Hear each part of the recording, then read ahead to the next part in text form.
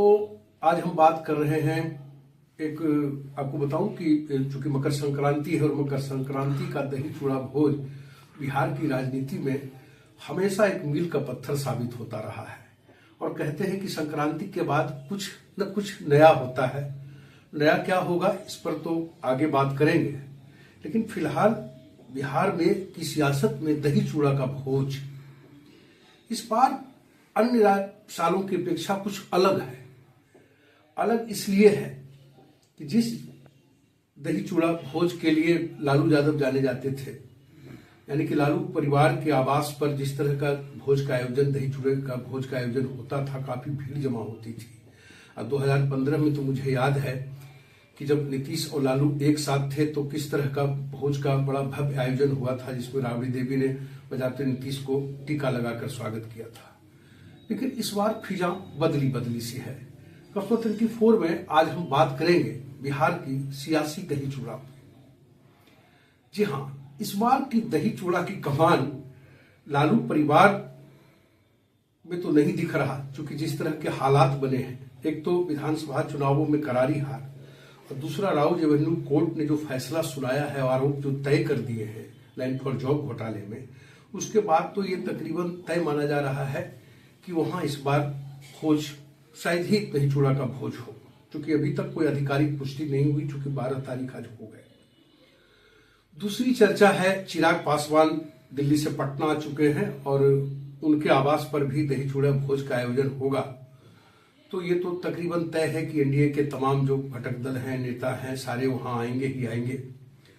उनके भोज की भी चर्चा है। लेकिन सबसे बड़ी चर्चा अगर किसी के भोज की है तो वो चर्चा है तेज प्रताप। तेज प्रताप भले ही घर परिवार से बेदखल करके अलग चुनाव लड़े, जनशक्ति जनता दल बनाया, पार्टी एक भी सीट नहीं जीत पाई, लेकिन इस बार उनका एक नया राजनीतिक उदय देखने को मिल रहा है। अपने तीखे बयानों से, अपने चुटीले बयानों से अक्सर सुर्खियों में रहने वाले तेज प्रताप इस बार इतना नम्र अंदाज में दिख रहे हैं और घर घर जाकर के जिस तरह से वो कार्ड दे रहे हैं और लोगों को आमंत्रित कर रहे हैं, उससे लगता है कि तेज प्रताप को लेकर क्या एनडीए में कुछ खिचड़ी पक रही है। खूब चर्चा हो रही है इस बात की। और सबसे पहले तेज प्रताप गए विजय सिन्हा के आवास पे, डिप्टी सीएम के आवास पे, उन्होंने उनको कार्ड दिया। इवन की सम्राट चौधरी से लेकर के तमाम नीतीश कुमार तक को सबको उन्होंने कार्ड दिया। लेकिन विजय सिन्हा के आवास पर गए, कार्ड भी दिया और पर्सनल नंबर भी उनसे मांगा।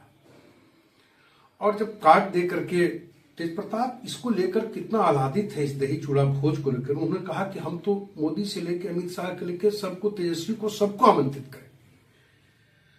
और क्या कहा, जैसा सुनिए कि तेज प्रताप क्या कहा। 14 तारीख को हम अपने जनशक्ति जनता दल की तरफ से भोज का कार्यक्रम हम लोगों ने रखने का काम किया है। तो सर कौन लोग? तो इसमें सभी लोग को हम लोग कार्ड दे रहे हैं, सभी लोग को न्योता हम लोग दे रहे हैं अपने पार्टी की तरफ से। तो सभी लोग को बुलाया जाएगा। सर कौन लोग? मुख्यमंत्री जी को भी कार्ड दिया जाएगा, गवर्नर साहब को दिया जाएगा, डिप्टी सीएम को कार्ड दिया जाएगा, नेता प्रतिपक्ष जो है उनको भी दिया जाएगा। तेज प्रताप सबसे पहले विजय सिन्हा के आवास गए, उन्हें बाकायदे कार्ड सौंपा, उनका नंबर मांगा और उन्हें आने के लिए आमंत्रित किया। जब मीडिया ने पूछा, माफ कीजिएगा, विजय सिन्हा से कि डिप्टी सीएम से कि क्या आप तेज प्रताप के आमंत्रण को स्वीकार करते हैं, उन्होंने बड़े ही जो सनातनी अंदाज में उनका जो बोलने का अंदाज है, उन्होंने भी तुरंत कहा कि बिल्कुल जाएंगे। जरा सुनिए विजय सिन्हा जी क्या कह रहे हैं। सनातन संस्कृति और संस्कार को लेके जब भी किसी ने हमें आमंत्रित किया है, मैं उनका सम्मान किया हूं और मेरा प्रयास रहेगा इस तरह के सनातन संस्कृति के भाव में हर माँ भारती के संतान की भागीदारी हो और सब गौरवान्वित हो। तो मेरा कहने का मतलब यह है कि तेज प्रताप यादव भले ही परिवार से कट गए, 2 दिन पहले आमने सामने मुलाकात हुई, तेजस्वी से बात नहीं हुई, आंखें मिली, उन्हें भी कार्ड देने गए थे, लालू प्रसाद से मिले और उन्हें भी अपना कार्ड दिया। अब चर्चा इस बात की हो रही, क्या लालू परिवार का कोई सदस्य वहां होगा तेज प्रताप के भोज में? और नहीं होगा, अगर लालू परिवार के सदस्य नहीं होंगे तो कौन होंगे? आखिर एनडीए इतना तवज्जो तेज प्रताप को क्यों दे रही है? क्या इसके पीछे कोई रणनीति है एनडीए की काम कर रही है? और खबर यह है कि विजय सिन्हा उनके भोज में जाएंगे और कई तमाम नेता जिनको उन्होंने काट दिया है, एनडीए घटक के उपेंद्र कुशवाहा के बेटे को जो मंत्री हैं उन्हें भी जाकर के उन्होंने काट दिया तेज प्रताप यादव ने। क्या लगता है कि एनडीए का कुनबा उनके इस भोज में आएगा?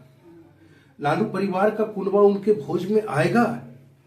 ये सारी ऐसी सियासत जो बातें हैं उस पर खूब चर्चा हो रही है कि तेज प्रताप यादव क्या भविष्य की रणनीति को देख कुछ अलग खिचड़ी बना रहे हैं?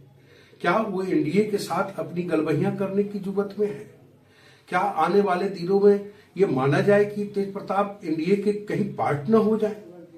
क्योंकि उन्हें घर से जिस तरह का तवज्जो न मिलना, ये तो उन्हें कहीं न कहीं अंदर से कोसता ही है। और दूसरा, पार्टी की करारी हार हुई, जो उनको उम्मीद थी कि अपना भी सीट वो नहीं बचा पाए, तो ये भी कहीं न कहीं उनके अंदर कसमकस है। और भाई का व्यवहार जिस तरह से राजू बन्नू कोर्ट के बाहर देखने को मिला कि बातचीत नहीं की, छोटे भाई ने प्रणाम तक नहीं किया, वो भी कहीं न कहीं अंदर टीस उनके अंदर होगी।